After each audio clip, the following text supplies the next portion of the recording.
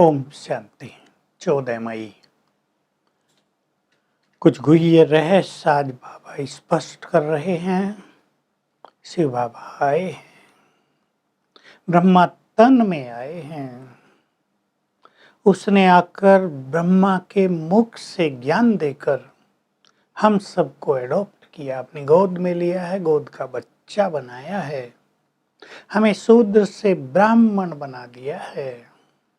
तो बाबा याद दिला रहे हैं, बच्चे तुम अब ब्राह्मण कुलभूषण हो, तुम्हें ये बहुत नशा रहना चाहिए कि हम शूद्र से ब्राह्मण बन गए हैं। नामधारी बाप ब्राह्मण नहीं, जातिगत ब्राह्मण नहीं, वो तो सभी शूद्र बन गए हैं, कोई ब्राह्मण रहा नहीं है। भगवान ने आकर शूद्र से मनुष्य को ब्राह्मण बनाया, ब्राह्मणत्व प्रदान किया, पवित्र आत्माएं बनाया, पुण्य आत्माएं बनाया ब्रह्मा के मुख के द्वारा ज्ञान देकर। तो बाबा ये राज बता रहे हैं, ये ब्रह्मा हो गई तुम्हारी माँ, मैं परम पिता, ये जगत पिता है, लेकिन ये जगत माता भी हो गई। यानी मैं इसके द्वारा तुम्हें एडॉप्ट किया है। ये राज कोई नहीं जानता है, मेल को माँ कैसे कहेंगे। लेकिन अगर हम ब्रह्मा शब्द का संधि विच्छेद कर दें तो इसका अर्थ है वृद्ध प्लस माँ। वृद्ध माना बड़ी, बड़ी माँ है ये। छोटी माँ कौन? तो बाबा कह रहे जो अनन्य बच्ची, श्रेष्ठ ज्ञानेश्वरी, योगेश्वरी, धारणा मूर्त, उसको बाबा ने जगदम्बा का टाइटल दिया।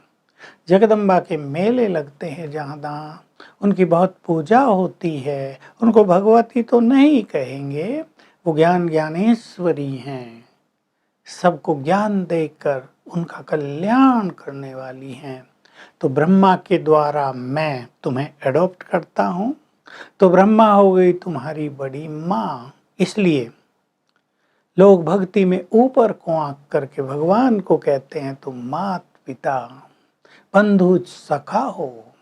लक्ष्मी नारायण को ये नहीं कह सकते, वो माता पिता सबके नहीं है, वो अपने बच्चों के माता पिता, वो किसी के बंधु सखा भी नहीं, एक निराकार परमात्मा है जिससे ये सर्व संबंध जोड़े जाते हैं।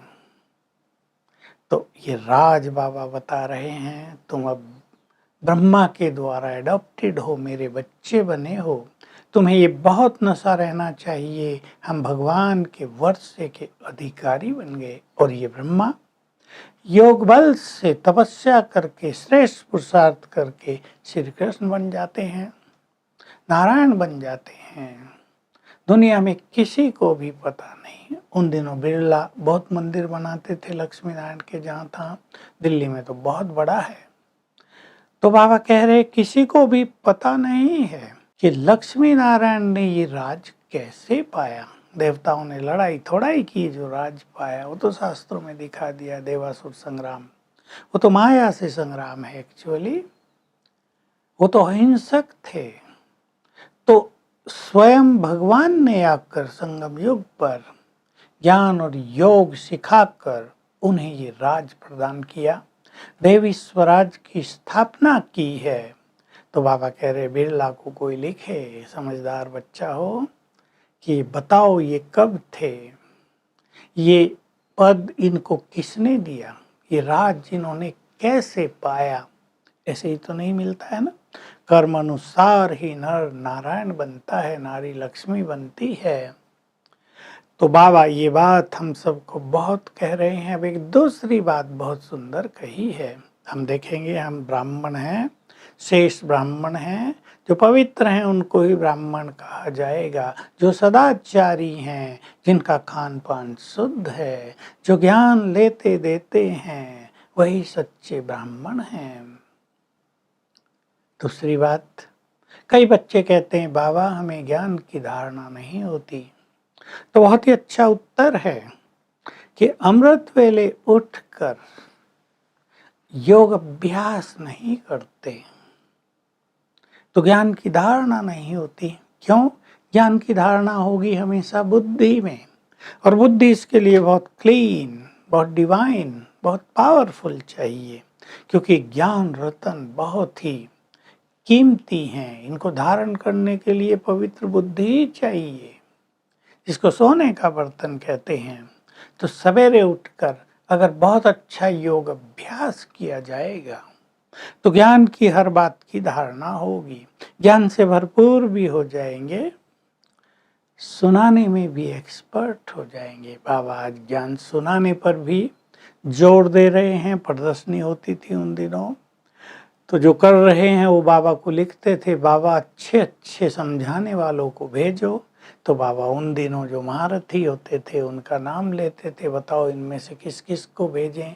जगदीश भाई थे बहुत अच्छे जो राइटर रहे हैं, रमेश भाई थे मुंबई वाले, दादी प्रकाश मणि थी, मनोहर दादी थी, गंगे दादी कानपुर से थी, और कई स्पीकर थे।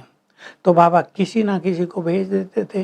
कह रहे हैं कि अगर स्टेज पे किसी सन्यासी को बुलाया हो तो बाबा उस तरह के स्पीकर को भेजेंगे। तो सेवा करने का बल, सेवा करने का उमंग बाबा हम सबको बहुत देते हैं। तो हमें आज ध्यान देना है। देखो, एक तो भक्ति में जब ऊपर को आंखें करके कहते हैं तो मात पिता हो हे भगवान, तो वो नीचे नहीं है, वो ऊपर है, उसको ऊपर वाला भी कहते हैं, वो परम धाम में है, वहीं सबकी आंखें जाती हैं। दूसरी बात, शिव बाबा हमारे माता पिता हैं, बंधु सखा हैं, हम उनको अपना खुदा दोस्त गुड फ्रेंड बना सकते हैं। तो सवेरे उठकर ये नाते हमें अपने को याद दिलाने चाहिए। जो भगवान है वो मेरा सच्चा मित्र है, सच्चा माता पिता है। माता पिता है तो केवल कहने के लिए थोड़ा ही होगा, वो हमारी केयर करता है बहुत। अगर हम उसके आज्ञाकारी बने रहेंगे, अगर हम उसकी श्रीमत पर चलते रहेंगे, अगर हम उसके वफादार बच्चे होंगे, तो देखो जैसे लौकिक में माँ बाप बच्चों की बहुत केयर करते हैं, वो भी हमारी बहुत केयर करेंगे। तो जोड़ लें उससे नाता, बना लें उसको अपना सच्चा माता पिता बंधु सखा, फ्रेंडशिप कर सकते हैं उससे, उससे हम सदा बात करेंगे। रोज सवेरे हमें ये अभ्यास करने हैं। वरदान है अपनी संपूर्ण स्टेज के द्वारा सब प्रकार की अधीनता से मुक्त बनने वाले प्रकृति जीत भव। जैसे जैसे हम संपूर्णता के समीप पहुंचेंगे, हर तरह की अधीनता समाप्त होती जाएगी। मनुष्य के पास बहुत सारी अधीनताएं रहती हैं, प्रकृति पर भी हमारा अधिकार होगा, उस पर भी विजयी होने की अनुभूति होती रहेगी। लेकिन संपूर्ण स्टेज पाने के लिए 3 चीजें चाहिए, रूहानियत स्पिरिचुअलिटी, रुहाव ईश्वरीय नशा, और रहम दिल। ये तीनों चीजें होंगी तो हम प्रकृति पर विजयी होंगे और सभी तरह की अधीनताएं समाप्त हो जाएंगी। स्लोगन है, श्रीमत की लगाम ठीक है तो मन रूपी घोड़ा कहीं भाग नहीं सकता। तो आज हर घंटे में एक बार हम बाप दादा का आह्वान करेंगे, आ जाओ, उसकी उपस्थिति फील करेंगे, उसका वरदानी हाथ मेरे सिर पर है, ये सुंदर अनुभव करेंगे। ओम शांति।